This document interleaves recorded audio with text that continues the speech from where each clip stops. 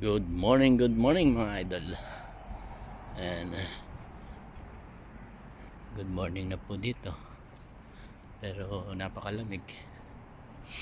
Kaiba ang lamig ngayon dito sa Jeddah. Pagka ganitong Friday, holiday dito, kaya madalang ang sasakyan, walang pasok ang mga nagtatrabaho, day off. Ayan. Lakad-lakad ako at masarap maglakad eh. Yung papuntang Talya. Ayan, may stoplight dyan. Yun. Yung mga kaila-ila naman sasakyan. Ayun. Building doon. Yun yung papuntang Talya. Madami doon mga building na Nandito tayo. Tawid tayo dyan. Ayan.